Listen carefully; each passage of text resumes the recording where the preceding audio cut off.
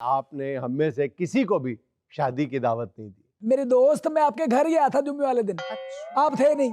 तो मैं ऑफिस था ना। तो ऑफिस है, उसके बाद रात 3:30 बजे आप ऑफिस में भी नहीं थे।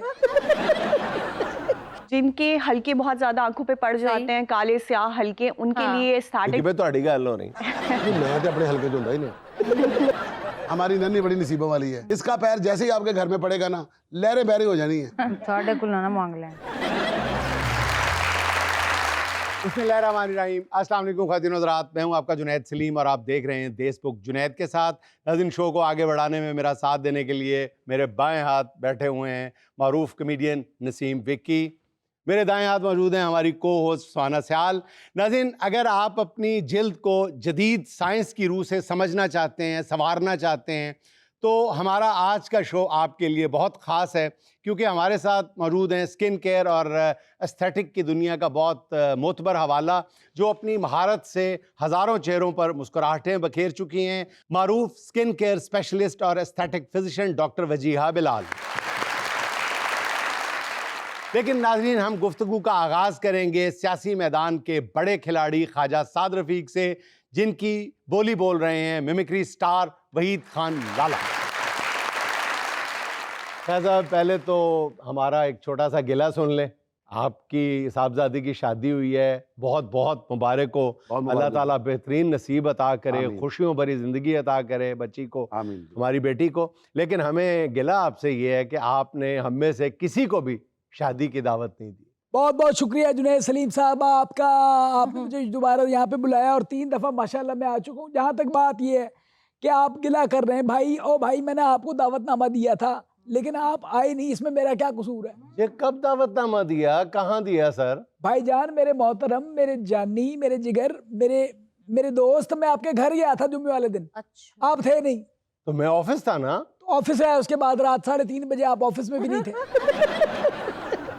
रात 3:30 कौन ऑफिस में होता है? ओ भाई, तो मेरा मसला नहीं है, आपका मसला है। एक जगह टिकटे क्यों नहीं? नहीं तो आपने घर से पूछ लेना था कि जुनैद साहब घर पे हैं। नहीं, मैंने लड़के से पहले पूछा था कि पूछो अगर घर पे हैं। वो थे। मैंने कहा कि जब निकल लगे तो मुझे बता देना, मैं हाजिर हो जाऊंगा। तो सीधी तरह कहे कि आप शादी में बुलाना नहीं चाह रहे थे। और समझ आ गई ना। ओ भाई, अक्लमंद के लिए इशारा ही काफी है।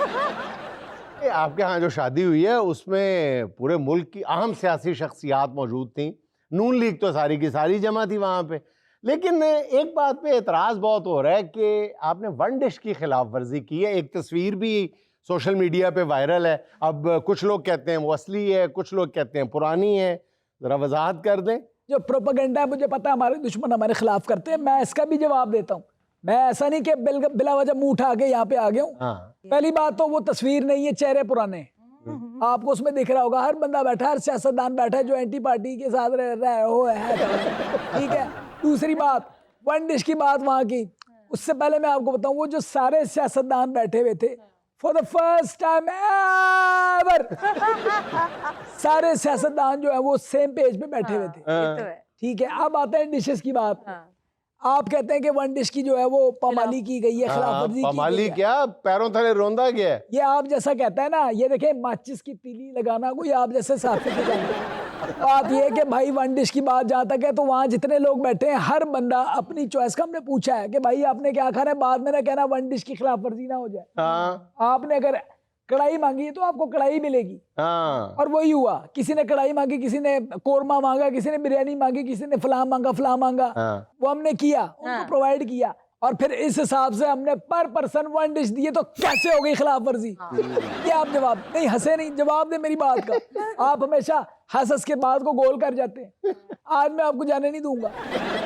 अच्छा, वैसे शादी का जो आपका फंक्शन था बहुत ग्रेसफुल। अल्हम्दुलिल्लाह, सुभान अल्लाह, शुक्र अल्हम्दुलिल्लाह। मैं मरियम औरंगजेब की तरह ये नहीं कहूँगा कि सारी जो शादी का सेटअप था, इसका निज़ाम था, इंतजामात थे, टेंट, ये वो कुर्सियाँ, ये मियाँ साहब का सारा डिज़ाइन किया हुआ है। मैं बिल्कुल नहीं कहूँगा, कतई नहीं कहूँगा, आई शपथ। मैं बिल्कुल नहीं कहूँगा कि मियाँ साहब ने किया है। जैसे कि मियाँ साहब ने कुलचे देख लिए, यार ये तो सड़ गया, सुट दे यार, ये ज़्यादा पक गया है, अच्छा इसको निकाल लो। अच्छा विक्की तुम देखो ये पक गया है या गिरने वाला है, पक गया, ये समझ नहीं आ रही। मैं बिल्कुल नहीं कहूँगा कुर्सियाँ यहाँ क्यों लगाई है, वहाँ लगाओ। अच्छा टेंट के देखो मामलात कैसे लगे हुए हैं। अच्छा ये गुलदस्ते किसने, यहाँ पे फूलों का सेटअप किसने लगाया। मैं बिल्कुल नहीं कहूँगा कि मियाँ साहब ने अरेंज किया, और मैं ये भी नहीं कहूँगा कि मियाँ साहब ने वीडियो कॉल के जरिए सारी हांडियों के नमक चखे हैं। मैं बिल्कुल नहीं कहूंगा मरियम औरंगजेब की तरह। नहीं, बिल्कुल नहीं जरूरत है आपको कहने की। शाबाश, शहजादा लगा ये बात। देखिए, बात को समझने वाले लोग इस मुल्क में कम है, बहुत कम है। हालांकि कुलचा इसकी छेड़ है, ये छेड़ा नहीं। बड़ी बात है, बड़ी बात है। ख्वाजा साहब देखिए, मैं आपकी साइड ले रहा हूँ, आप मुझे पंचिंग कर रहे हैं। वैसे अगर आप ये काम छोड़ देंगे तो आप मेरे ख्याल से वही काम शुरू करेंगे दोबारा। अच्छा मेरी बात सुने, सारी बातें छोड़े। वजीर आजम शहबाज शरीफ साहब अपने साहबजादे के साथ आपके घर मुबारकबाद देने के लिए तशरीफ लाए थे। कोई सियासी बात भी हुई या सिर्फ शादी की मुबारकबाद ही दी? नहीं, देखिए, ये ऐसे मौके होते हैं जुनैद सलीम साहब, इसमें कोई सियासी बात नहीं होती, इसमें सिर्फ दुआएं होती हैं और मुबारकबादें होती हैं और सलामियां होती हैं। तो वो सलामी देने आए थे। बस जाते हुए ये उन्होंने कहा कि देख लो साथ, हमने खाना बिल्कुल नहीं खाया, फिर भी सलामी दे के जा रहे हैं और साथ फूलों का गुलदस्ता भी लेके आए। हजूरे वाला, गुलदस्ता फूलों का ही होता है और किस चीज का होता है? वैसे आप जैसा एंकर ना शीशा देख के कहता है यार तू ठीक नहीं हो सकता, किसी की चाच फूक मार के कहता है ठंडी हो गई पाई पी लो, और ऐसा बंदा हो तो कहता है कि मलाई मैंने दे दो। हंसने की बात नहीं है, शर्मिंदगी की बात है। किसी की चाय में से मलाई निकाल के खाना बहुत शर्मिंदगी वाली बात है। तो हाँ यार, अगले का मुंह उधर होता है तो मलाई निकाल के यूं खा जाता है, अगर वो देख ले तो यूं फेंक देता है, नहीं यार चाय की मलाई ठीक नहीं होती। कैसी बात है? अपनी तरफ से बड़े मलाई के काम करने निकला हुआ है। ओ भाई, दूसरी बात मुझे सिखाने की कोशिश मत करें आप, ठीक है? आपसे ज्यादा पता है मुझे। गुलदस्ता था, गुलदस्ते को इंग्लिश में बुके कहते हैं। वो गुलदस्ता चूंकि बुके जो है मलबूस था, मलफूफ था, वो एक शर्मो हया वाला था, बाकिरदार और मतलब मशरिकी बुके था, इस वजह से उसके ऊपर कवर था, बल्कि इन शॉर्ट बुरके वाला बुके था। तो भाई, तो बात करने से पहले 100 दफा सोच लेना चाहिए, ऐसी बात नहीं कर देनी चाहिए। हमने कुर्बानियां दी हैं, हमने पसीना बहाया है, आप क्या मुझे घूर घूर के देख रहे हैं? मैं तो आपकी आइटम सुन रहा हूँ। इन घूरियों से डरने वाला है ख्वाजा साद रफीक, तू नहीं। भाई साहब, मैं घूर नहीं रहा, मैं तो आपको प्यार से देख रहा हूँ। बस विकी जी, यही प्यार जो है वो हमें आगे लेके जाएगा इंशाल्लाह। और इस हवाले से मैं बिल्कुल देख के खेलता हूँ, क्योंकि बहुत देख के खेलना चाहिए इंसान को। और सियासत ऐसी चीज है, सियासत के सीने में दिल नहीं होता। मैं आपको बताऊं, सियासत के सीने में दिल नहीं होता, नहीं होता, नहीं होता। और दूसरी बात जुनैद सलीम साहब, मैं बताऊं सियासत के हवाले से, ये इंतकामी सियासत छोड़ दें, नफरत की सियासत छोड़ दें और नफरत की सियासत के रास्ते पे ना जाएं, इतना दूर ना निकल जाए कि वापसी मुमकिन ना हो। वापसी पे आप फिर ढूंढते फिर यार इत्थे कोई पान दी दुकान सी किथे गई, इस तरह ना जाए। आपस में बहाम हो, मैशियत शीरो शकर हो, आपस में प्यार बांटे, यही रह जाना है, बाकी क्या रह जाना है मुझे बताएं। ओए कुछ नहीं रहना, कफन में जेब नहीं होती, नहीं होती जेब। कितना लड़ोगे दौलत के पीछे, सियासत के पीछे, हुक्मरानी के पीछे, इनफ इज इनफ, बहुत हो गई यार। सिकंदर देख लो, सिकंदर जब दुनिया से गया था उसके दोनों हाथ खाली थे, लेकिन उसका स्टैंडर्ड चार्टर्ड का अकाउंट भरा हुआ था। स्टैंडर्ड चार्टर्ड का अकाउंट भरा हुआ था सिकंदर का। तारीख उठा के देख ले, अगला कुछ अपने हाथ में नहीं लेके गया, सारा यही कहीं यही रह गया। लेकिन ख्याल साहब, कारोबारी मामलात में तो आप भी बहुत एक्टिव है, पैसे तो आप भी कमा रहे हैं। नहीं देखिए, पैसे बिल्कुल कमा रहे हैं और अपनी हक हलाल की कमा रहे हैं, मेहनत की कमा रहे हैं। यहाँ से करते हैं, सोचते हैं, फिर मेहनत होती है। और मैं जितनी भी यूथ है उनको भी कहूंगा कि मेहनत करें, मेहनत जो है वो उसका फल आपको लाजमी मिलता है। और जहां तक बात कर रहे हैं ना कारोबार की, तो भाई आप खुद कम ट्राइयां मारते हैं। आपको कोई कह दे कि यार चीनी ले ला, वहां से बड़ा अच्छा मिलता है, आपने ऑडी को सेल्फ मार के सीधा गुजरावाला पहुंच जाना। और बल्कि मैंने तो ये भी सुना हुआ है, विकी से आप मशवरा करते हैं, टेबल पे मैं चिप्स लंटियां लगा के बेचूं तो कितना मुनाफा होगा। बात करते देखे, कारोबार करना चाहिए। धोखाधड़ी और 2 नंबरी जो है उसके खिलाफ हूँ और सख्त उसके अच्छा, मफामत के लिए किया क्या जाए ख्वाजा साहब? अब आए ना पॉइंट वाली बात पे, आप फजूल किस्म की इधर उधर की बातें करके टाइम मेरा भी जाया करने, अपना तो जाया हुआ है। लेकिन जहाँ तक मफामत की, जहाँ तक आप बात कर रहे हैं, तो देखें आप मफामत ऐसे करें, तोहफे तहाइफ दें एक दूसरे को।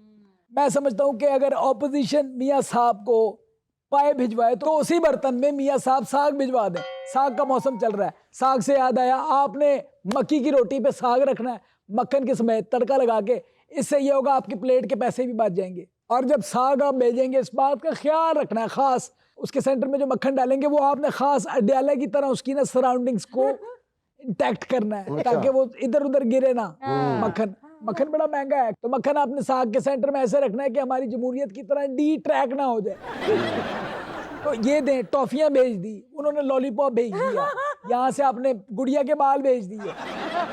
तो इस तरह आप शेर व शकर हो सकते हैं, मफामत ऐसे हो सकती है। एक और चीज मैं बताना अच्छा, वैसे आज आप जिस तरह साग के फवायद बयान कर रहे हैं, आप ख्वाजा साद रफीक कम और ख्वाजा साग रफीक ज्यादा लगा।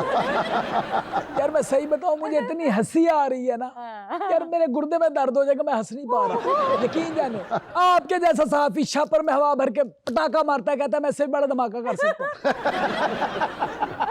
एक चीज और, किसी ने मुझे इस मफामत के अमल में शामिल करना है तो मेरी तरफ भी साग भेजे, लेकिन बकरे की रान के अंदर भर के। लेकिन खालिद साहब, इस मफामती अमल का आगाज आप क्यों नहीं करते? नहीं बिल्कुल मैंने किया, देखें आगाज मैंने किया, मैंने देसी चूचे की यखनी बनाई, हाँ। ठीक है, वो बना के मैं पैक पूक करके उसके बाद मैं बानी के पास अडियाला गया हूँ।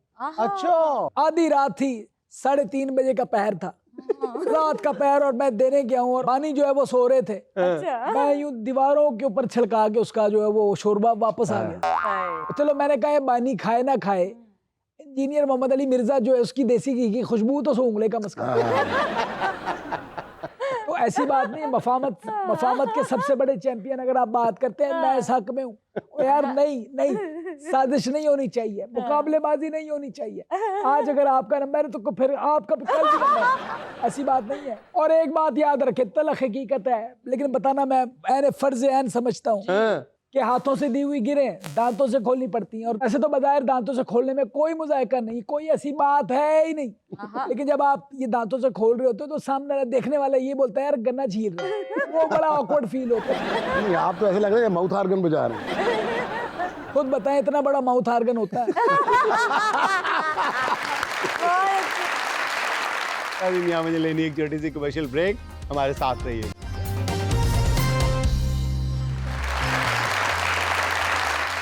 भैया, आप बुनियादी तौर पे एस्थेटिक फिजिशियन हैं, ये फरमाइएगा कि एस्थेटिक फिजिशियन में और डर्मेटोलॉजिस्ट में बेसिक फर्क क्या होता है और इनकी लिमिटेशंस में क्या फर्क होता है, ये तो जरा बताएं हमें। एक्चुअली हर डर्मेटोलॉजिस्ट जो है वो एस्थेटिक फिजिशियन भी होता है, जी बिल्कुल, और हर एस्थेटिक फिजिशियन जो है वो ऑब्वियसली डर्मेटोलॉजिस्ट भी होता है। नहीं सर। अच्छा, और दोनों की फीस में भी फर्क होता है। हाँ, फीस तो टका के फर्क होता है। Sir dermatologist basically qualified FCPS part 2 consultant को कहते हैं, जिनकी डोमेन में डर्मेटोलॉजिकली डिजीज को ट्रीट करना आता है। अच्छा, लेकिन अब क्योंकि स्टैटिक मेडिसिन बहुत ज़्यादा हमारे एडवांस टेक्नोलॉजी हमने इंट्रोड्यूस करवाई हुई है पाकिस्तान में, तो साफ अब जरा खुल के बात करें ना कि अब इसमें पैसा इतना ज्यादा इन्वॉल्व हो गया है कि हर डर्मेटोलॉजिस्ट जो है वो एस्थेटिक फिजिशियन बनने पे मजबूर हो गया है। मजबूर हो गया। जी बिल्कुल, क्योंकि डर्मेटोलॉजिकली डिजीज के पेशेंट इतने ज़्यादा नहीं है, लेकिन स्टैटिक ट्रीटमेंट के पेशेंट बहुत ज़्यादा हैं। पेशेंट नहीं एवरीबॉडी है, वो डॉक्टर्स ने घेरे हुए हैं, उनको जबरदस्ती पेशेंट बनाया हुआ है। ये आप कह सकते हैं, मैं नहीं कह सकती। चले, इसी तरह जिस तरह बंदा खलोता खलोता हकीम ने कहना तेरी आंखें पीलियां हो रही हैं।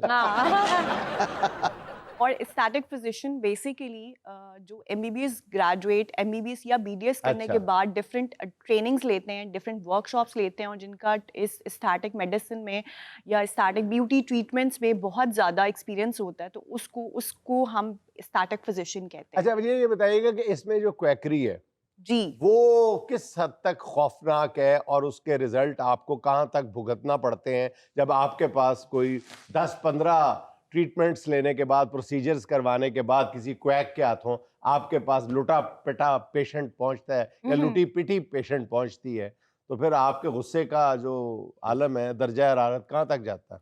90% तो क्वैक ही हैं जो स्टैटिक ट्रीटमेंट्स को रन कर रहे हैं, जिसमें सैलून ट्रीटमेंट्स बहुत आजकल हर सैलून वाले ने हाइड्रा फेशियल मशीन रखी हुई है, IV ग्लूटा ड्रिप्स दे रहे हैं, PRP करवा रहे हैं, तो ये एक्चुअली बहुत गलत है, नाइंसाफ़ी। और इसमें हमें अपने ऑडियंस को एजुकेट करने की ज़रूरत है कि जब आप स्टैटिक ट्रीटमेंट लेना चाहते हैं तो आप एक डॉक्टर की क्वालिफिकेशन को ज़रूर पूछा करें, ये आपका बेसिक राइट है कि आप कहाँ से करवा रहे हैं, और क्वालिटी पे कभी कॉम्प्रोमाइज़ नहीं किया जाए। और जब ऐसे बहुत से पेशेंट्स आते हैं, जो बहुत से क्लाइंट्स आते हैं जो पॉलर से ब्लीच करवा के, हाइड्रा फेशियल करवा के, पील और करवा के, मेलाज़्मा और हाइपर पिगमेंटेशन के साथ आते हैं, और फिर वो चाहते हैं कि डॉक्टर उनको ओवरनाइट ठीक कर दे, जो कि हमारे लिए बहुत मुश्किल होता है। हमें काउंसल करना पड़ता है, क्योंकि सैलून में वो उनको इस तरह घेरते हैं, इस तरह उनको कहते हैं कि आप बस एक ट्रीटमेंट लें और आपकी स्किन ग्लास स्किन हो जाएगी, जबकि ऐसा नहीं होता। जादुई काम होगा, करिश्माती काम होगा, आप बदल जाएंगी, जी, ऐसा आप नहीं फलां एक्ट्रेस से जी, जी, मिलेंगी, फलां से मिलेंगी। हाँ, फिर मिलती कैसे है कि जी आगे इनसे मिलने।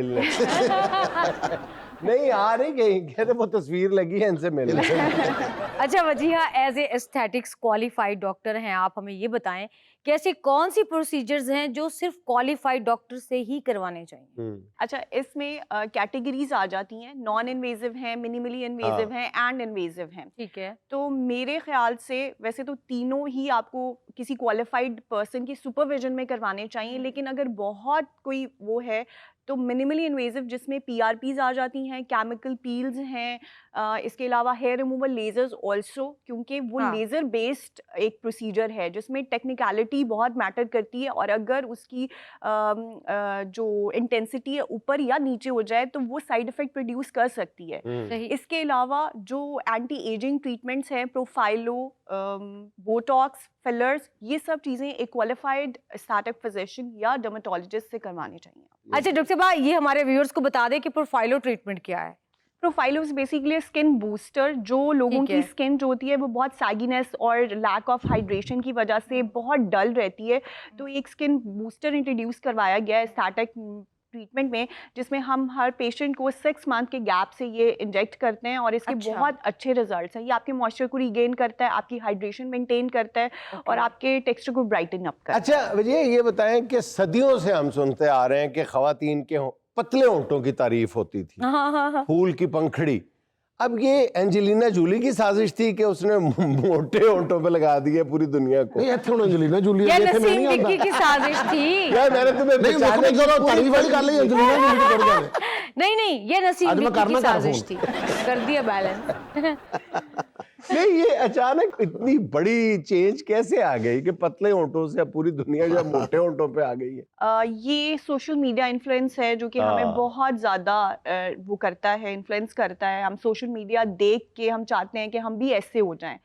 तो जो आप पतले और मोटे होंठों की बात करें, बेसिकली ये फिलर्स होते हैं, वो एवरी गर्ल आजकल आपको पता है वो चाहती है कि बस हमें भी एक्ट्रेस या मॉडल लुक चाहिए, हाँ। हमें भी वैसे ही अपने आप को बनाना है, तो इसलिए वो उनकी एग्जाम्पल देते हैं, और वो आप पे सूट करें या ना करें, हाँ। लेकिन अब आजकल की लड़कियों को करवाने हैं। लेकिन ये आपके डॉक्टर पे डिपेंड करता है कि देखिए हर candidate is not a candidate of lip filler. ये आपका डॉक्टर आपको गाइड करेगा ना।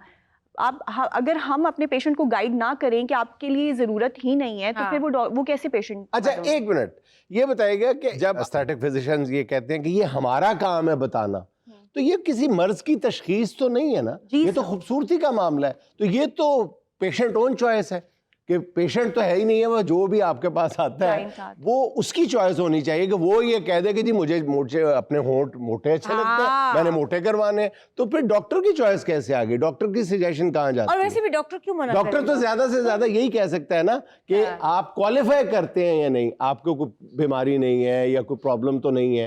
लेकिन अगर वो एक पेशेंट कहता है कि जी मेरे होंठ मोटे कर दें, मुझे पतले नहीं अच्छे लगते, तो आपको कर देने चाहिए। फिर हम पेशेंट को गाइड करते हैं कि अब वो जो फिलर लिप्स जो है उस पे सूट करेंगे कि नहीं करेंगे। ठीक है, हमारा काम है सिर्फ हमें हर तरह से साइड इफेक्ट्स हो गए या अच्छा। जो पोस्ट केयर या आफ्टर केयर जो भी उस पेशेंट की है, हम उसको बताना।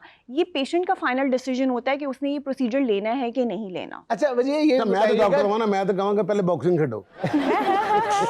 अच्छा मुझे ये भी बताइएगा कि ये जो एस्थेटिक की दुनिया में एक हर दूसरे बंदे से मैं सुनता हूँ कि जी आप ये फलां प्रोसीजर करवा लें, वो जो यूं ठीक हो जाता है, कोई हीलिंग नहीं, कोई कुछ नहीं जी, मैं तो खुद अपना कर लेती हूँ। डॉक्टर्स कह रही हैं और ड्राइव करके वापस जाती हूँ।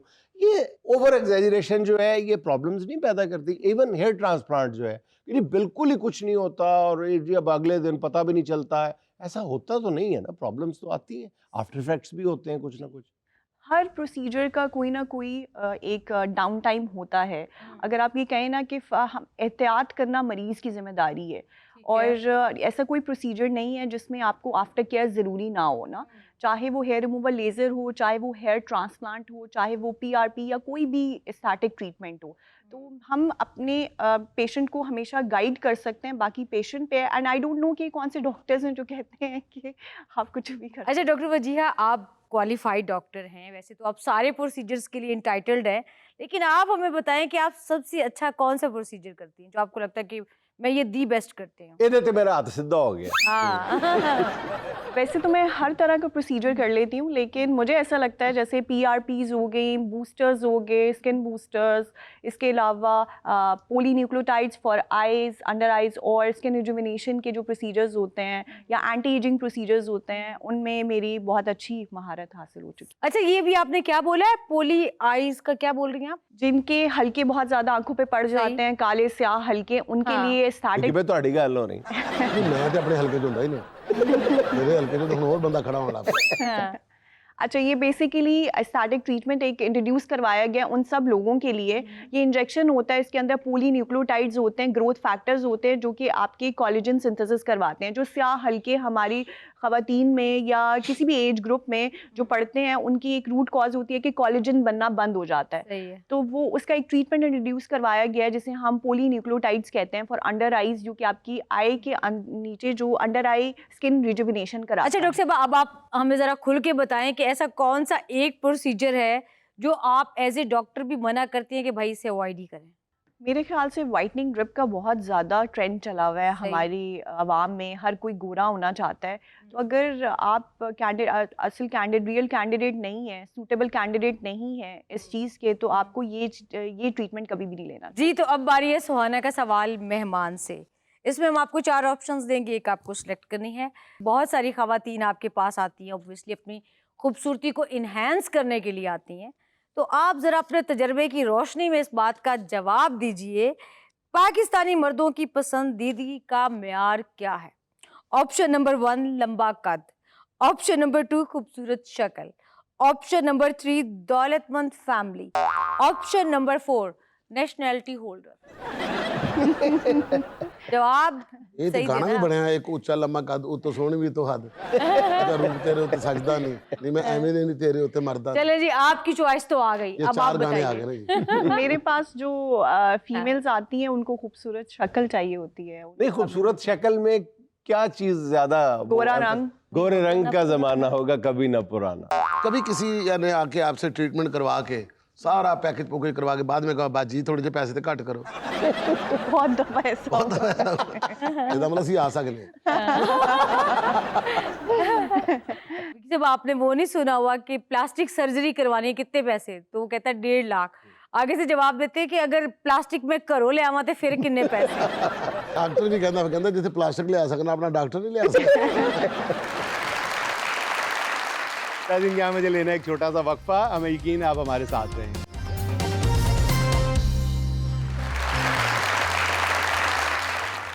कहने लगे कि हमको तबाही का गम नहीं, कहने लगे कि हमको तबाही का गम नहीं, मैंने कहा कि वजह तबाही यही तो है। बहुत अच्छा।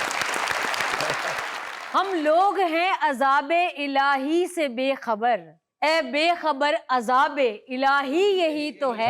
बहुत अच्छा।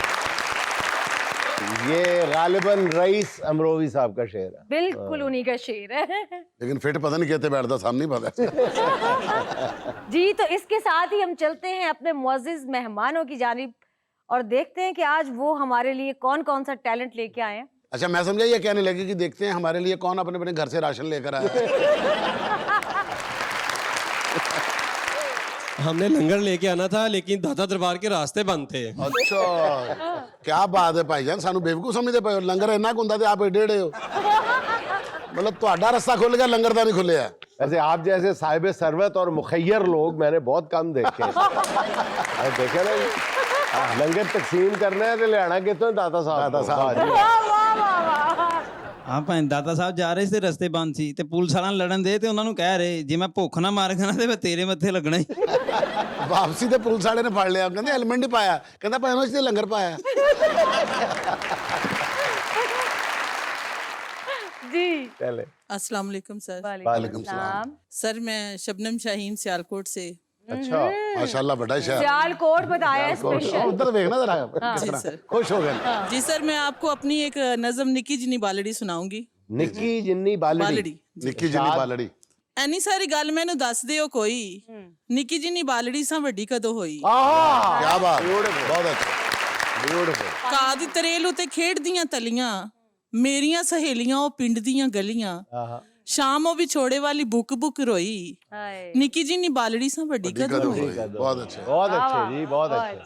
ਹੌਲੀ ਜੀ ਭੰਬੀਰੀਆਂ ਦੇ ਪਰਾਂ ਨੂੰ ਦਬੋਚਦੀ ਸੋਚਨੀ ਆ ਉਦੋਂ ਤੇ ਮੈਂ ਕੁਝ ਨਹੀਂ ਸਾ ਸੋਚਦੀ हाय, हाय, हाय, बहुत ਤੇ अच्छे। ਚਿੱਤ ਨੂੰ ਵੀ ਰੋਲਦੀ ਸੀ ਨਾ ਕੋਈ ਖੋਈ ਨਿੱਕੀ ਜੀ ਨੀ ਬਾਲੜੀ ਸਾਂ ਵੱਡੀ ਕਦੋਂ ਹੋਈ हाय हाय हाय ਅੰਬੜੀ ਤੇ ਵੀਰਾਂ ਤੇ ਮੈਂ ਭਾਰ ਕਦੋਂ ਬਣ ਗਈ हाय ਮਿੰਡੀਆਂ ਗੁਦਾ ਕੇ ਮੁਟਿਆਰ ਕਦੋਂ ਬਣ ਗਈ ਤੇ ਕਿਹੜੇ ਵੇਲੇ ਸਦਰਾਂ ਦੀ ਤਸਬੀਹ ਪਿਰੋਈ ਨਿੱਕੀ ਜੀ ਨੀ ਬਾਲੜੀ ਸਾਂ ਵੱਡੀ ਕਦੋਂ ਹੋਈ बहुत अच्छे। ਚਾਵਾਂ ਦੇ ਚਬਾਰੇ ਉੱਤੇ ਖੜ ਕੇ ਮੈਂ ਉਤਰੀ ਦੂਜੇ ਵੇੜੇ ਡੋਲੀ ਵਿੱਚ ਚੜ ਕੇ ਮੈਂ ਉਤਰੀ हाय ਤੇ ਮੇਰੇ ਜੋਗੀ ਰੱਬਾ ਦੱਸ ਕਿਸ ਘਰ ਟੋਈ हाय ਨਿੱਕੀ ਜੀ ਨੀ ਬਾਲੜੀ ਸਾਂ ਵੱਡੀ ਕਦੋਂ ਹੋਈ बहुत अच्छे। ਤੇ ਮਾਲਕਾ ਨਸੀਬ ਤੂੰ ਬਣਾਏ ਦੋ ਜਹਾਨਾਂ ਦੇ आहा, ਹਰ ਪਾਸੇ ਚਰਚੇ ਨੇ ਤੇਰੀਆਂ ਹੀ ਸ਼ਾਨਾਂ ਦੇ ਕਿਹੜੀ ਸੀ ਉਹ ਮਿੱਟੀ ਜਿਹੜੀ ਧੀਆਂ ਲਈ ਤੂੰ ਗੋਈ हाय ਨਿੱਕੀ ਜੀ ਨੀ ਬਾਲੜੀ ਸਾਂ ਵੱਡੀ ਕਦੋਂ ਹੋਈ कदों हुई, वाह जी वाह। बहुत बहुत ही आला। बहुत ही आला, बहुत खूबसूरत। वाह जी। अस्सलाम वालेकुम, मेरा नाम बशारत डैनियल है। एक सॉन्ग पेश करूंगा। हो सके तो मेरा एक काम करो, हो सके तो मेरा एक काम करो, शाम का एक पहर मेरे नाम करो, हो सके तो मेरा एक काम करो। ਬਹੁਤ ਅੱਛਾ थैंक यू।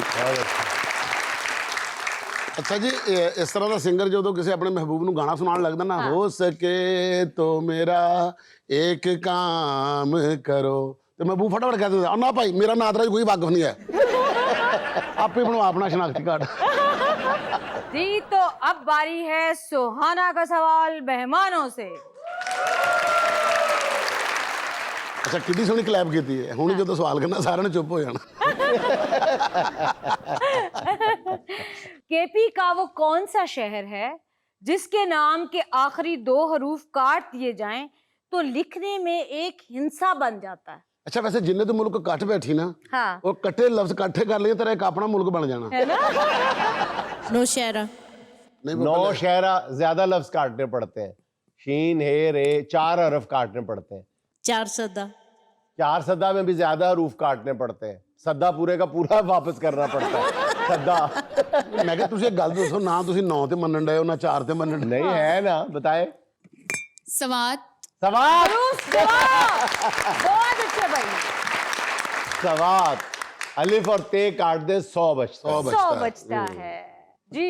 अस्सलाम वालेकुम वालेकुम सलाम जी। मेरा नाम अनवर मोहम्मद अनवर मेयो है और मैं पोइट हूँ, सियालकोट वडाला संधवा से हूँ। अच्छा और मैं आपको एक नज्म सुनाऊंगा जिसका अनवान है चाय।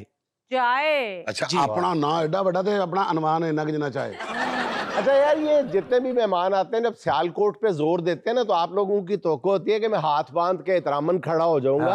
आप जितनी दफा भी सियालकोट कहते हैं ना मुझे ये करना जरूर पड़ता है, मैं शो के बाद करता हूँ। नहीं अगली मर्तबा जब चलते कैमरे में अच्छा नहीं लगता, चलते कैमरे में अच्छा नहीं लगता कि मैं शायद ससुराल से डरता हूँ, ऐसी बात नहीं है, लेकिन मैं बाद में एहतरामन उतनी दफा खड़ा जरूर होता हूँ। दोबारा आना हुआ तो सिर्फ इतनी सी बात कह देंगे कि मुंडा कलाया जाए। मुंडा कलाया जाए। जी इरशाद। चाहत का संगम और चाय, भीगा सा मौसम और चाय, आहा तीजा ना हो बीच हमारे, वाह वाह हम दोनों हमदम और चाय। वाह वाह ब्यूटीफुल।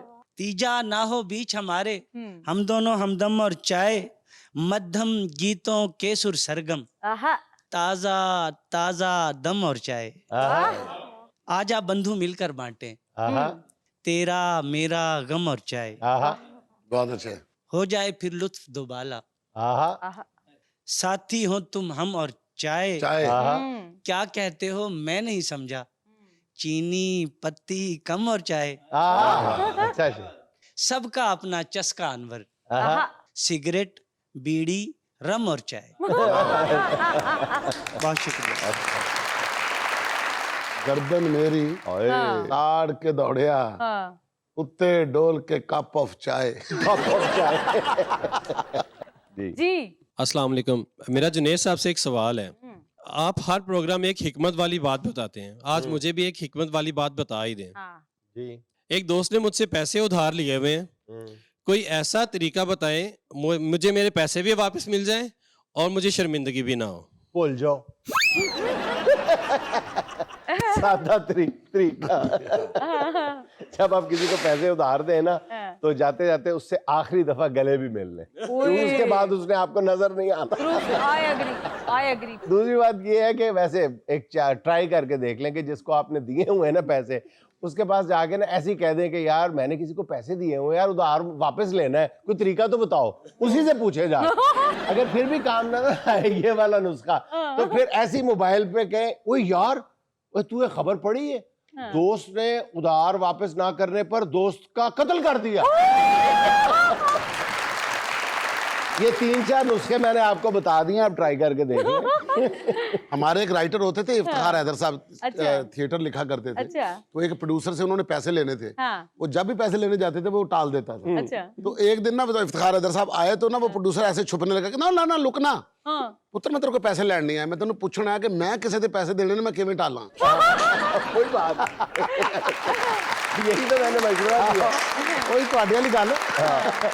ਜਦੋਂ ਤੁਸੀਂ ਪਹਿਲੇ ਕਿਹਾ ਨਾ कि भुल जाओ, उदों मैं समझा, मैं उधार तुसी लिया।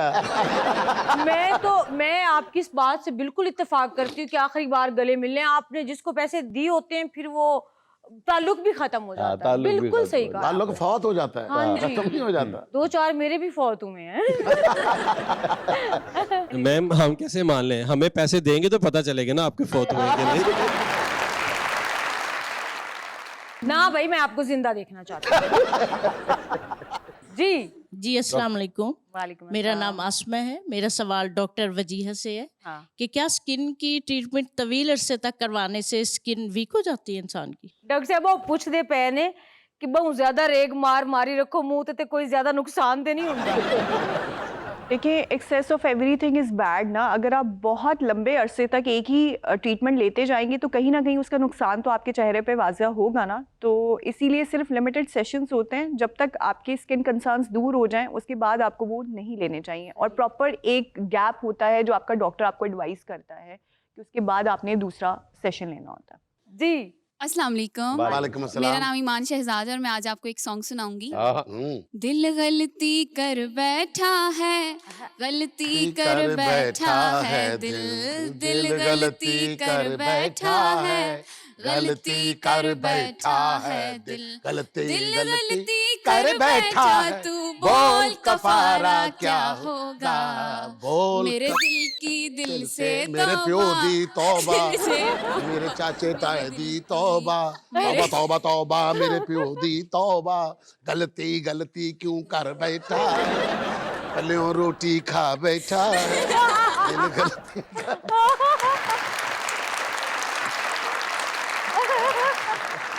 अगो उन्होंने बांह फाड़ ली, कहते बोल दोबारा ऐसे क्या हो।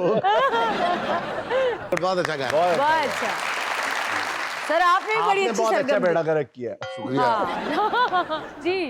जी अस्सलाम वालेकुम। वालेकुम सलाम। मेरा नाम हसनैन अली है, मैं फैसलाबाद से आया हूँ। मैं शहजाद अली संतू साहब हैं, उनका सॉन्ग है खैरा, वो आप सबकी आला समातों की नज़र पेश करना चाहता हूँ, इजाज़त है जी? जी इजाज़त।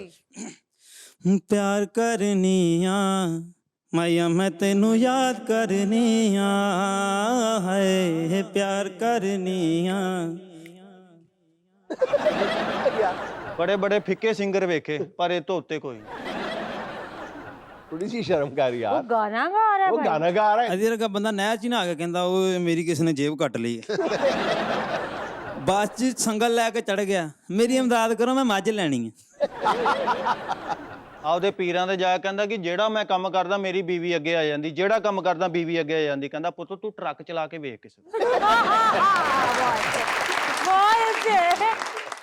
ਦੋਵੇਂ ਪਿਓ ਪੁੱਤ ਰੱਜ ਕੇ ਕਾਲੇ। ਰਾਤ ਨੂੰ ਕਹਿੰਦਾ ਅੱਬੂ ਜੀ ਮੇਰੇ ਵੱਲ ਮੂੰਹ ਕਰਾ, ਮੈਨੂੰ ਡਰ ਲੱਗਦਾ। ਕਹਿੰਦਾ ਪੁੱਤ ਮੈਂ ਤੇਰੇ ਵੱਲ ਕਰਾਂ, ਮੈਨੂੰ ਆਪ ਨੂੰ ਲੱਗਦਾ। ਘਰ ਇਹਨਾਂ ਦੇ ਭੁੱਖ ਨੱਚਣ ਦਈ ਆ, ਫੁੱਲ ਭੁੱਖੇ ਨੰਗੇ ਤੇ ਬਾਹਰ ਸੀਸੀਟੀਵੀ ਲਵਾਏ ਹੋਏ। ਅੱਛਾ, ਇਹਦਾ ਇੱਕ ਭਰਾ ਕੁੱਬਾ ਵਾ, ਉਹਨੇ ਨਿੱਛ ਮਾਰੀ, ਉਹਦਾ ਸਿਰ ਲੱਤਾਂ 'ਚ ਫਸ ਗਿਆ। ਇਹਦਾ ਵੀ ਭਰਾ ਇੱਕ ਕੁੱਬਾ ਸੀ ਵਿਕਾਸ ਭਾਈ ਦਾ, ਉਹ ਰਿਸ਼ਤਾ ਵੇਖਣ ਵਾਲੇ ਆਏ, ਕਹਿੰਦੇ ਮੁੰਡਾ ਤੇ ਵਿਖਾਓ, ਕਹਿੰਦੇ ਚਾਹ ਮੁੰਡੇ ਤੇ ਹੀ ਪਈ ਆ। नाज़रीन, एक छोटी सी कमर्शियल ब्रेक, हाजिर होते हैं चंद लम्हे बाद।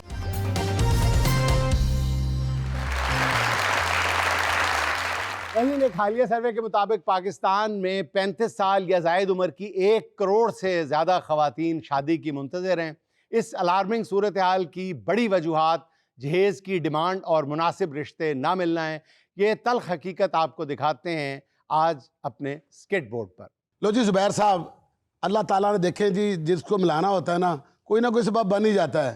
अब आपकी हमारी रिश्तेदारी होने लगी है, ये ऊपर से ही फैसला हुआ है। जोड़े कहते हैं आसमानों पर बनते बिल्कुल हैं। है। साडा ते अपना दर्जी की दुकान ते बनया सी ना। नहीं, साढ़ा ते कब्रिस्तान बने सी। मैं काले माश फेंकने जाती थी और आप उठाने आते थे। अच्छा, जो तो काले माश दी सोटी दी सी, तेरे अब्बे दा जरिया माश भी दियोई सी। अच्छा, बड़ी जॉली फैमिली है जी आप। अजे तो कुछ भी नहीं, तो ਅਸੀਂ ਜਦੋਂ ਕੱਲੇ ਹੁੰਨੇ ਉਦੋਂ ਵੇਖਣ ਵਾਲੇ ਹੁੰਨੇ। ਸਾਡੇ ਸਾਹਮਣੇ ਕੋਈ ਹੱਸਣ ਵਾਲਾ ਵੀ ਨਹੀਂ ਹੁੰਦਾ। ਤੁਹਾਡੀ ਭਰਜਾਈ ਦੇ ਹੱਥ 'ਚ ਚਮੋਟਾ ਹੁੰਦਾ ਰਾਤ ਨੂੰ। ਅਸੀਂ ਰਾਤ ਨੂੰ ਜਦੋਂ ਕਿਸੇ ਘਰ ਹੁੰਨੇ ਨਾ, ਕਦੀ ਇਹ ਹੱਸਦੀ ਕਦੀ ਮੈਂ ਹੱਸਣਾ। ਉਹ ਕਿਸ ਤਰ੍ਹਾਂ? ਇਹ ਜਦੋਂ ਮੈਨੂੰ ਬਰਤਨ ਮਾਰਦੀ ਏ, ਮੈਨੂੰ ਵੱਜ ਜਾ ਤੇ ਇਹ ਹੱਸਦੀ ਏ, ਤੇ ਜੇ ਮੈਂ ਬਚ ਜਾਵਾਂ ਤੇ ਮੈਂ ਹੱਸਣਾ। लो कहानी घर घर की एक ही दस दे पे हो तुसी। पूरी नहीं दे आनी। आपको पता है हम दोनों की कहानी भी ऐसी है। अच्छा, ये भी बैठी बैठी मुझे जूती मार दे। ये तो हमारी कहानी चोरी हुई है। लेकिन बहन जी, आपकी तरह कभी मेरा वार खाली नहीं गया। बहन, इसमें तुम्हारा कोई कमाल नहीं है, इसमें तुम्हारे बंदे के जुस्से का कमाल है। और माशाल्लाह जिस तरह ਦਾ ਤੁਹਾਡੇ ਬੰਦੇ ਦਾ ਜੁੱਸਾ, ਇਹਦੇ ਬਾਥਰੂਮ 'ਚ ਤਿਲਕ ਵੀ ਜਾਇਦ ਖਲੋਤਾ ਰਹਿੰਦਾ। एक दफा इसका वार खाली चला गया। अच्छा, इसने अपनी माँ को बुला वो मर गए फिर। इसकी माँ मेरे सराहने खड़े होके कहने लगी, हाँ। काली कलकत्ते वाली, तेरा वार ना जाए खाली। एक बार मेरा वार भी खाली चला गया, फिर मैंने भी अपनी माँ बुला ली। उन्होंने भी पढ़ा फिर? नहीं ना, मेरी माँ ने पढ़ा ना मैंने पढ़ा। एक जुत्ती ने ला ली थी, एक मैं ला ली। मामा पढ़िया होंगे धीयां इस तरह दी होंदियां ने। अच्छा चलो यार, पता क्या है, अब बहुत हम लोग इस तरह की हंसी खेल की मजाक की बातें हो गई हैं। अब रिश्ते की बात कर लें। हाँ। मोहसिन साहब की अपना बताएं, जॉब क्या करते क्या है ये? हाँ, नहीं भाईजान, अभी तो फिलहाल मैं कुछ नहीं कर रहा। 5-10 साल के बाद सोचूंगा क्या करूं। दूल्हे बेरों तो फिर बच्चे ही की। लेकिन मैं इन दोनों की जोड़ी देख के बहुत खुश हूँ। ये देखे जोड़ियां तो अल्लाह बनाता है जी। माशाल्लाह बड़ी प्यारी लग रही है मोहसिन के साथ। हमारी जो दुआ है कि अल्लाह इनके नसीब अच्छे करे और अपने घर में सुखी रहें। हम में कोई लालची भी अल्लाह की रहमत से नहीं है। लालच होना भी नहीं चाहिए। रिश्तों में जब लालच आ जाता है ना जी, तो सारी जिंदगियां खराब हो जाती हैं। ये देखे, मैं आपकी भाभी ये बैठी है ना, एक चीज नहीं दी अल्लाह के फजल से इनके बाप ने। कहते 3 कपड़े भेजांगे, दुपट्टा से घर आके देता। देखें जी, लेना तो हमने भी कुछ नहीं। माशाल्लाह, मैंने कहा था ना, बड़ा अच्छा खानदान है। इसके चेहरों से लग रहा है। लेकिन रिश्तेदारी के भी कुछ तकाजे होते हैं। लगा ही औकात। कुछ रसूमात होती हैं, शरीके में नाक भी तो रखना पड़ता है। हाँ जी, हाँ जी, बताएं कैसे रखा जाएगा आपका नाक। देखिए ना, मौसम की 4 फूफी हैं, 9 खाला हैं, 4 चाचे हैं, 3 ताए हैं। माशाल्लाह। माशाल्लाह खानदान हमें तो छोटा जाए खानदान है माशाल्लाह। ये सारे किधर इकट्ठे बैठे होंगे, ये नहीं लगता रिश्तेदार बैठे ने। लगता झगड़ा हुआ तो पंचायत बैठी। मोहसिन को तो भाई तोहफे तहाइफ के ढेर लग जाने हैं खानदान की। आपकी तरफ से, आपकी तरफ से। और 7 बहनों का तो अभी आपने बताया ही नहीं है। साथ साथ लगे ही हुए हैं, वो ऐसा सा बता देते। लेकिन भाभी इकलौती मैं हूँ इसकी। यस। अच्छा, नहीं खलोती नहीं, आप बैठी है। इकलौती कह रही है। अच्छा, खलोती, मैं सुना खलोती कह रही है। लेकिन हम आपस की बात करें तो हमें कुछ नहीं चाहिए। हमारी नन्ही बड़ी नसीबों वाली है। मैं आपको एक बात बताऊं, इसका पैर जैसे ही आपके घर में पड़ेगा ना, लहरे बहरे हो जानी है। अल्लाह ने तुहानू उत्थे अपने बड़ा दे देना। साढ़े को ना मांग लें। लेकिन हमारी तो खैर है जी। हाँ जी, फुफियों के आगे तो नाक रखना पड़ेगा ना। हाँ। कम से कम और कुछ नहीं तो एक कड़ा तो डालना चाहिए ना उन्हें सोने का। लो, कड़ा क्यों पहनना है? फुफियां भाग जाती हैं। अरे नहीं भाभी, सोने के कड़े की बात कर रहे हैं। हमारे यहाँ रिवाज है ना, इसलिए। मतलब छोटी मोटी चीज नहीं पाते। नहीं, सदियों से चल रहा है। रेट का पता क्या फुफियां नू? जिस जमाने दी तुसी गल करदे पे ना, उस जमाने दी फुफियां मर कप गईयां ने। जे अजकल कोई फुफी जीउंदी भी हुंदी ना, उन्हें रेट सुन के मर जाना सी। ये तो आपकी बहन की इज्जत रखने के लिए कह रहा हूँ। वरना आपको पता है फुफियां पंडिती बहुत है। वो पिट दिया ने, हाय हाय, सारे जमाने नू देता। फुफियां भुखियां रह गईयां, इंज कर दियां जे। फुफियां ना ले आना ब्याज। नहीं भाईजान, आप समझते नहीं है, फुफियों के बगैर खुशियां अधूरी। देखे ना, 7 बहनें हैं, उन 7 बहनों को एक एक चेन तो डालनी बनती है ना जी। उन्हें 7 इको रस्सा ना पा दी। फिर बहनों ही गुस्सा करेंगे। क्यों? बहनों को चेने और हमें एक एक कोका भी नहीं बना के दी। उठो ਤੁਹਾਡਾ ਖਾਣਾ अगर आप फंक्शन करने वाली फैमिली ਤੁਸੀਂ नहीं नहीं ਨੱਚਦੇ ਨੇ ਤੁਹਾਡੇ बहनों ही।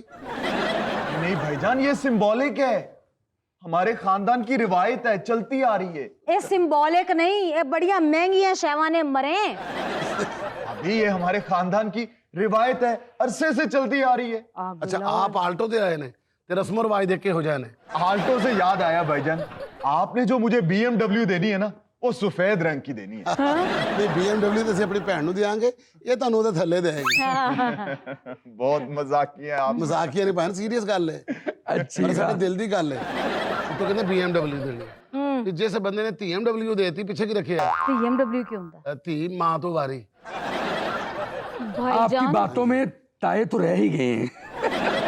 ਅੱਛਾ ਸਾਰੇ ਹੋਰ ਗੱਲਾਂ ਤੇ ਨਿਕਲ ਗਏ ਨੇ, ਉਹ ਅਜੇ ਤੱਕ ਉਹਦੇ ਰਿਸ਼ਤੇਦਾਰ ਨਹੀਂ ਮੁੱਕਣ ਡਏ। ਤੁਹਾਡੇ ਘਰ ਤਾਉਨ ਨਹੀਂ ਪੈਂਦਾ, ਤੇ ਤੁਹਾਡੇ ਵੱਲ ਕਰੋਨਾ ਨਹੀਂ ਸੀ ਆਇਆ? ਵੀ ਤਾਏ ਵੀ ਪੂਰੇ, ਚਾਚੇ ਵੀ ਪੂਰੇ, ਫੁੱਫੀਆਂ ਵੀ ਪੂਰੀਆਂ। ਉਹ ਤਾਂ ਘੱਟ ਨਹੀਂ, ਇੱਕ ਇੱਕ ਦੋ ਦੋ ਨਹੀਂ, ਅੱਲਾ ਦੇ ਫਲਾਂ 7-7 ਤੋਂ ਵੱਧ ਹੀ ਨੇ। आओ कट्टो कट कोई डेंगी डूंगी आ जाता। भाईजान ਹਾਂਜੀ हले भी टाइम है, मेरा रिश्ता मांग रहे सी, मन जो उत्थे कुछ नहीं सी मांग रहे, सिर्फ मेरा रिश्ता ही मांग रहे सी। ਇਹ ਸਬਰ ਕਰ, ਐਂਡ ਤੇ ਦੱਸਾਂਗੇ ਅਸੀਂ ਬਿਮਾਰ ਹਾਂ, ਹੋ ਸਕਦਾ ਅੱਧੀਆਂ ਸ਼ਾਮਾਂ ਛੱਡ ਦੇਣ। ਕਰੋਨਾ ਨਾਲ ਤੇ ਸਾਡਾ ਬਹਿਣਾ ਕਰੋਨਾ ਹੈ ਜੀ। ਜੀ ਸਾਡੇ ਲਾਇਆ ਸੀ। ਅੱਛਾ ਉਹ ਸਾਡੀ ਰਿਸ਼ਤੇਦਾਰੀ ਵੇਖ ਕੇ ਚਲਾ ਗਿਆ ਕਿ ਉਹ ਮੇਰੇ ਚਾਚੇ ਤਾਏ ਫੁੱਫੀਆਂ ਭੈਣਾਂ ਬੈਠੀਆਂ ਵੇਖ ਕੇ ਕਹਿ ਰਹੇ ਸੀ ਮੈਂ ਨਾ ਚੁੱਕੀ ਤੇ ਕੋਈ ਬੈਠਾਂਗਾ। हाँ जी, वो चला गया था, मेरी फूफो ने छींक मारी है तो वो डर के ही चला गया कि कहीं मुझे ही कोरोना ना हो जाए। मुझे तो लगता है आपके घर में जिसने भी आना उसने चले ही जाना। भाईजान उधर ही कर दे जिधर मैं आपको कह रही हूँ, ਹਾਂ उल्टा वो आपको लाइट की मोटरसाइकिल भी लेके देंगे। ਲਾਈਟ ਮੋਟਰਸਾਈਕਲ ਤੇ ਮਹੀਨਾ ਨਹੀਂ ਕੱਢਣਾ। ਤੇ ਮੈਂ ਕਿਹੜਾ ਉੱਥੇ ਮਹੀਨਾ ਕੱਢਣਾ ਹੈ? ਆਪਸੀ ਆ ਕੇ ਉਹਨਾਂ ਨੂੰ ਕਵਾਂਗੀ ਹੋਰ ਲੈ ਕੇ ਦਿਓ ਮੋਟਰਸਾਈਕਲ। ਮੈਂ ਡਰ ਗਿਆ ਸੀ, ਮੈਂ ਸਮਝਿਆ ਤੂੰ ਉਹ ਗੱਲ ਕੀਤੀ ਜਿਹੜੀ ਮੈਂ ਸਮਝਿਆ। ये क्या बातें हो रही हैं बहन? ਸਾਡੇ ਘਰ ਦੀਆਂ ਗੱਲਾਂ ਤੁਸੀਂ ਆਪਸ ਵਿੱਚ ਕੀਤੀਆਂ ਸੀ, ਬੋਲੇ। हाँ, नहीं बिल्कुल सही। अच्छा वो मैं ये कह रहा था कि जो आप मुझे घड़ी देंगे ना, हाँ उसमें डायमंड्स लगे होने चाहिए। ਮੈਂ ਤੇ ਉਹਦੇ ਚੋਰ ਨਾ ਚੀਜ਼ ਲਵਾ ਦੇ, ਜਿਹਦਾ ਬੰਦਾ ਗਾਇਬ ਹੋ ਜਾਂਦਾ, ਮੁੜ ਕੇ ਲੱਭਦਾ ਹੀ ਨਹੀਂ। ये प्लास्टिक की घड़ी आपके हाथ में बड़ी अच्छी लग रही है, इन्होंने पट्टे वाली घड़ी दियो। ਪਲਾਸਟਿਕ ਦੀ ਘੜੀ ਦੇਈਏ ਤੇ ਨਾਲ ਨਾਲ ਥੱਲੇ ਇਲਾਸਟਿਕ ਲੱਗਾ ਹੋਵੇ। ਲਓ ਜੀ ਸਾਡੇ 4 ਚਾਚੇ ਤੇ 3 ਤਾਏ ਨੇ। ਅੱਛਾ ਜੀ, ਉਹਨਾਂ ਨੂੰ ਤੁਸੀਂ ਕੈਂਠੇ ਪਾਣੇ ਨੇ। सोने के सोने के। ਤੁਹਾਡੇ ਸਾਰਿਆਂ ਨੇ ਉੱਥੇ ਆਪਣਾ ਫੈਸਲਾ ਬਾਅਦ ਘੰਟੇ ਕਰਨਾ ਛੱਡਾ ਜੀ। ਦੇਖੋ ਇੱਕ ਉੱਥੇ ਘੰਟੇ ਬਾਅਦ ਘੰਟੇ ਵੇਖ ਕੇ ਕਹਿਣਗੇ ਜੀ 3 ਘੰਟੇ हो गए। फैसलाबाद से भाईजान याद आया, जो मेरा वलीमे का ड्रेस है ना, शेरवानी मनीष मल्होत्रा की होनी चाहिए और ट्राउजर जो है ना उसका पजामा नोमी अंसारी का होना चाहिए। अगर नोमी अंसारी का पजामा तू पा लिया तो फिर वो की पाएगा? इस तरह तो नोमी अंसारी की बड़ी बेइज्जती हो जाएगी। अरे नहीं भाईजान आप समझे नहीं, डिजाइन नोमी अंसारी ने करना है। अच्छा डिजाइन उन्हें करना है, पाना तू है। जी जी। अच्छा और शेरवानी जो है ना वो मनीष मल्होत्रा। गल सुनो, ए मुंडे नु फैसलाबाद तो मनीष मल्होत्रा ते नोमिन सारी याद है, तो जोग्राफिया ठीक नहीं है। भाईजान गल पता की है जी जी साडी बच्ची अजे छोटी है, अजे ने पढ़ना, ठीक है ना, ਅਸੀਂ ਅਜੇ 3 ਸਾਲ ਨਹੀਂ ਬਹਿਣੀ। ਚਲੋ ਜਾਓ ਤੁਸੀਂ। ਤੁਸੀਂ ਕੋਈ ਗੱਲ ਨਹੀਂ, ਚਾਚਿਆਂ ਦਾ ਰਹਿਣ ਦਿਓ ਨਾ ਦਿਓ, ਬਾਕੀ ਤੇ ਇਕੱਠਾ ਕਰੀਏ। ਉੱਠੋ ਇੱਥੋਂ ਨਿਕਲੋ। ਅੱਛਾ ਇਹ ਮੰਗਤਿਆਂ ਦੇ ਖਾਨਦਾਨ ਚੋਂ ਆ ਗਏ, ਮੰਗੀ ਜਾ ਰਹੇ ਹੋ। ਮੁੰਡਾ ਵੀ ਨਹੀਂ, ਇਹ ਤਾਂ ਸੌਦਾ ਕਰਨ ਆਏ ਹੋ। उस्मा क्या हो गया? ਸਾਰੀਆਂ ਸ਼ੈਵਾਂ ਤੈਨੂੰ ਯਾਦ ਹੈ ਤੇ ਮੇਰਾ ਨਾਂ ਤੈਨੂੰ ਯਾਦ ਨਹੀਂ। ਉਜ਼ਮਨ ਕਹਿਣ ਡਿਆ, ਮੇਰਾ ਨਾਂ ਸ਼ਾਜ਼ੀ ਹੈ। मुझे प्यार से उस्मा अच्छा लगता है ना, इसलिए कहा है। ਬਸ ਇੰਨੀ ਬੇਇੱਜ਼ਤੀ ਬਰਦਾਸ਼ਤ ਨਹੀਂ ਹੁੰਦੀ। ਅੱਛਾ ਜੀ चलो दसो किन्नी बर्दाश्त होंदी है, उन्नी कर देने। ਅੱਧੇ ਘੰਟੇ ਤੋਂ ਤੁਹਾਡੀਆਂ ਗੱਲਾਂ ਸੁਣ ਰਹੇ ਹਾਂ। ਤੁਸੀਂ ਇਹ ਦੱਸੋ ਭਾਬੀ ਨੂੰ ਕੁਝ ਪਾਓਗੇ ਕਿ ਜਾਈਏ? ਅਸੀਂ ਜ਼ਿਆਦਾ ਕੁਝ ਮੰਗਿਆ ਹੀ ਨਹੀਂ। ਹਾਂ ਤੁਸੀਂ ਜ਼ਿਆਦਾ ਕੁਝ ਮੰਗਿਆ ਨਹੀਂ, ਅਸੀਂ ਅਜੇ ਉੱਠ ਕੇ ਨਾ ਖਲੋਂਦੇ। ਤੁਸੀਂ ਤੇ ਜੇ ਵੀ ਕਹਿਣਾ ਸੀ ਜਿਸ ਮਕਾਨ 'ਚ ਤੁਸੀਂ ਰਹਿੰਦੇ ਹੋ ਵੀ ਸਾਨੂੰ ਦੇ ਦਿਓ। ਤੁਸੀਂ ਤੇ ਇਹ ਵੀ ਕਹਿਣਾ ਸੀ ਆਪਣੇ ਬਾਪ ਦਾਦੇ ਦੀ ਜਿਹੜੀਆਂ ਜ਼ਮੀਨਾਂ ਜਾਇਦਾਦਾਂ ਨੇ ਉਹ ਵੀ ਇਹਦੇ ਨਾਂ ਕਰ ਦਿਓ। ਅਜੇ ਤੇ ਤੁਸੀਂ ਕੁਝ ਮੰਗਿਆ ਨਹੀਂ, ਅਜੇ ਤਾਂ ਤੁਸੀਂ ਕੁਝ ਮੰਗਦੇ ਤੁਸੀਂ ਇਹ ਵੀ ਕਹਿ ਦੇਣਾ ਸੀ ਆਪਣੇ ਗੁਰਦੇ ਵੇਚ ਕੇ ਵੀ ਸਾਨੂੰ ਦੇ ਦਿਓ। ਤੁਸੀਂ ਆਈਫੋਨ ਲੈਣੇ ਸਨ, ਹੈ ਨਾ? ਬਸ ਯਾਰ ਬਸ ਮੌਸਮ, ਹੋਰ ਮੈਂ ਇੱਕ ਲਫ਼ਜ਼ ਨਹੀਂ ਇਹਨਾਂ ਦਾ ਸੁਣ ਸਕਦਾ। ਇਹਨਾਂ को किराया पड़ते चलिए। नाज़रीन, ये था आज का देश को चलते चलते हिकमत भरी बात। ये किसी सियाने का कहना ये है कि ज़ाहिरी खूबसूरती ये है कि आप मुस्कुराते हैं और आपके अंदर की खूबसूरती ये है कि आपकी वजह से दूसरे मुस्कुराते हैं। नाज़रीन खुश रहें, खुश रखें। आपसे मुलाकात होगी इंशाअल्लाह कल। अल्लाह।